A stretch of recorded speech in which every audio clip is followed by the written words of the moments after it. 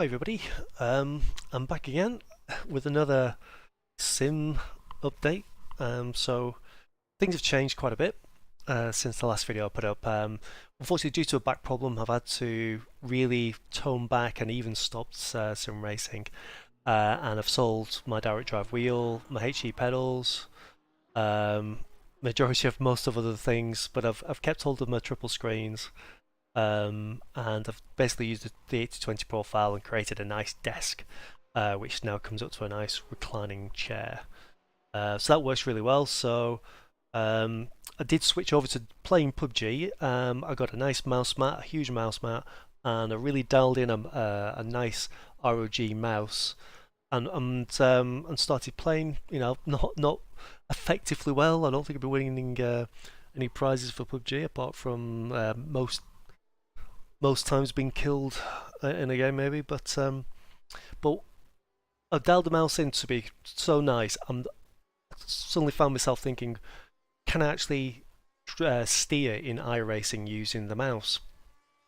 So I managed to find a way to sort of jerry rig a throttle and brake using an Xbox controller, and within maybe half an hour to 45 minutes that was all the sort of information I needed. I went straight to the Martin Asher website and ordered what you can see on screen.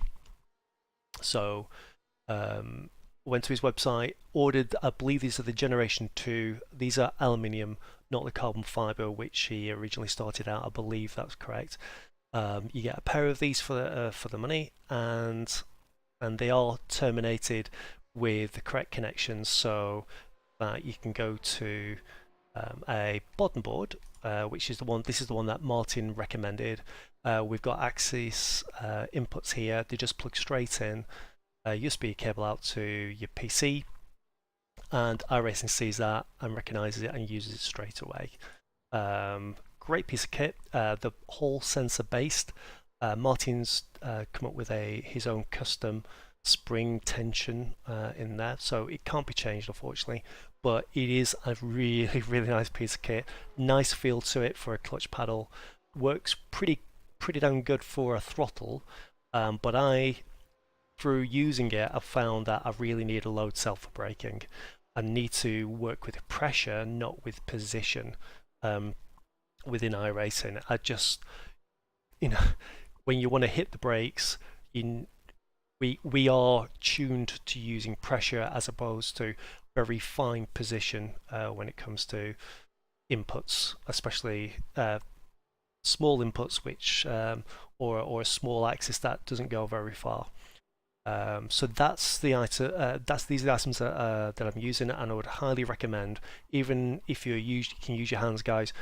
These are great for clutch paddles. They really are premium pieces of kit. Go out and get them, and get the matching board there as well. Right, so I'll just clear that out of the way. So what we have, what you're looking at the moment, is just an overlay of me in a session. We've got a camera that's looking down on the mouse to the left, so that's the mouse. Use that with my left hand. And on the right, we've got a camera that is looking at the clutch paddles mounted on a piece of aluminium profile, not profile, but plate. And see, we've got one of them there, and you can see we've got another one there. This in the middle is a button that I use for changing up gear. I use the left click to change down gear and the right click to talk on the radio. So I place my hand like that, so I'll just put them in place. So just move around as normal, throttle, brake, and then just a side swipe of the hand just to get to the gear change. When and if you use this style of method, you need two mice within iRacing. What I've found is that when I was trying to use one mouse when I first started, which is the gaming mouse, is that you need to take off the left click feature on the mouse that you're using for steering, purely because if you mistakenly click on the left click when you're driving, the focus moves away from it being a steering input. It goes back to being a mouse input, and you obviously the car won't turn anymore. You have to put the focus back into steering. So what I found, luckily, if you have a good mouse, it normally comes with its own software that allows you to change things like the DPI and assign buttons and macros and things. So what I've managed to do is to get the left click into one of the buttons that is out of the way and I can't easily press. So I use the trackball that I have here for all the usual mouse features, and then this is basically, think about like a dumb mouse in some ways. So I'll just get that out of the way because I need to get this out of the way so I don't hit it, so it just prevents me from steering. So what we'll do is just have a quick look at the settings within iRacing. So what we always need to do is just enable the drive with mouse. The sensitivity, I crank that right up to 400. What that does, it calms down, it dulls down the sensitivity. Because I find if you maybe go to 380 or something like that, but start with 400 and work from there. The wheel range by default when you use a mouse, I believe, is 180, the wheel range, but the map range here is 360. I'd recommend leaving it on 360 and also leaving it on 180 until you've tuned the mouse a little bit better.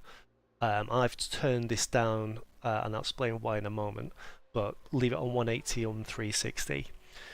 The mouse that you use, I would recommend going in and turning down the DPI quite a bit. I've got mine down at 150. And the polling rate, luckily I can adjust the polling rate, and that's how often the computer is checking with the mouse where it is in space. So I've gone from the 1000 hertz, I think it is, all the way down to quite low as well. It's one of those things that you need to fine tune. It's a personal thing, and I found that dulling the mouse down quite a bit has helped me. Now going back to the wheel range here at the top, the lower this number, again, the more the mouse feels a little bit dulled down in its response. Now everything was fine at 180 and 360 with these numbers, but what I was finding, and it's almost when I used to drive with a wheel, is that if you didn't have enough damping on your direct drive wheel, that when you're just going down a straight and you just sort of sat there, you get that little play in the middle of the steering wheel when you're going in a straight line. That is really irritating when you're trying to use a mouse. So I've been trying to find a way to dial that out, and I found by changing it from 180 down to 150 or thereabouts, it clears out that little bit of what felt like a play, an irritating play in the middle of the steering wheel. Unfortunately, you can't do very precise changes here. Just a shame that you can't use like an arrow on the keyboard just to move it, say 150 or 151. It's just you just get these incremental changes that you can go to. And all that I've done is you just assign the gearbox in the usual way, and the pedals or the paddles are picked up when you calibrate them. All normal, nothing while out of the ordinary there. So let's just jump in the car. This is my second attempt at recording this, so we've done a 2041. I've gone much quicker than that, but I can never drive quick and record at the same time. Now what you can see in the middle is a bar that goes across the center screen of my 3, and that tells me where the mouse is, all the way to the left or all the way to the right, and this little button in the middle, that's where the mouse is. Now this is what happens if I click on the screen. We can see that the button and the line changes, and if I start to move the mouse, that is now being picked up. Now if I go back and I click again, that takes the focus, like I was talking about before, takes the focus away from the steering, and that's why you need to disable left click on the driving mouse. I've left I have these in visual sort of line of sight, and it's mainly for the braking because I can't tell in. I'm getting better at it, as in where it may be in space, but I need pressure for braking, and that visual cue lets me know roughly where it is. The other thing that I also do, I leave the steering wheel uh, in view as well when I'm driving, because that helps with a visual cue to replace where your hands would normally be. And I've found so far I can't do without that, which I don't think I'll ever turn off. I think it's one of those things that will need to stay. So let's go for a drive.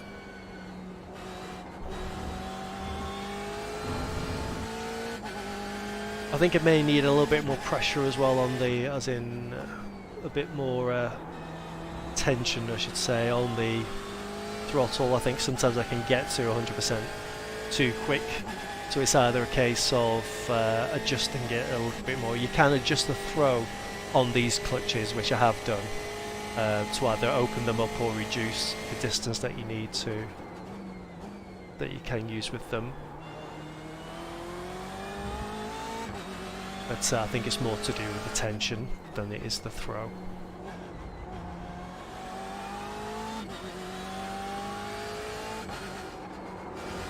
So you can see the wheel comes into view, and that gives me that visual help more than anything else as to where it is, where the steering wheel is. I've got a rough idea. The more experience, the more laps that I do, the more experience I have with where that may be.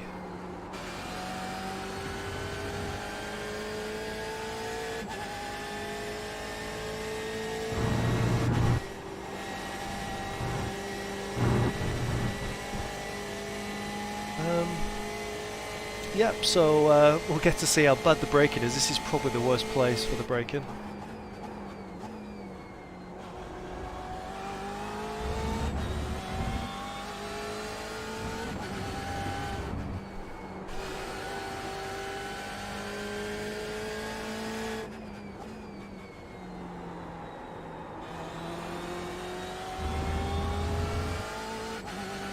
Yep, so there's probably 3 big braking places really.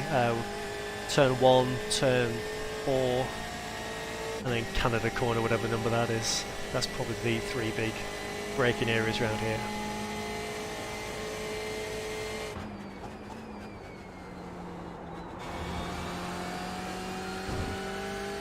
Just have no confidence about throwing the car in on the brakes. So you always get to the point of just going that little bit too far sometimes, and then the sort of the car wants to stand on its nose, and as you start to turn you can feel the back end come through or come round.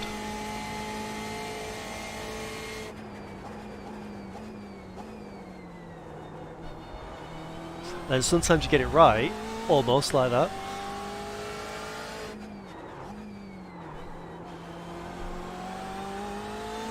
And then sometimes you feel like you've just left time on the table, and it's normally leaving time on the table or braking too hard. It's one of the two.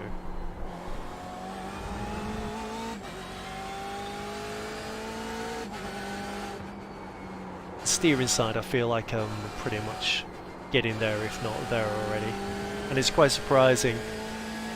Yes, it's great to feel what the car's doing if you had a wheel to tell you what the car's doing, but it's quite surprising through previous experience and just using your eyes as to what's going on to be able to make the changes.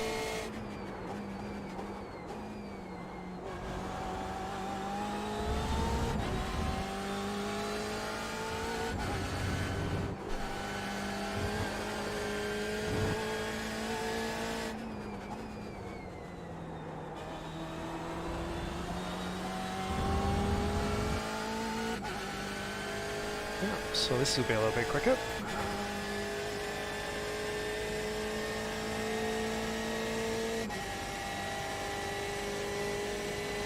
Yeah, I think I've done a 2:02.9, I think. The quickest. Don't know why I went down to 3rd.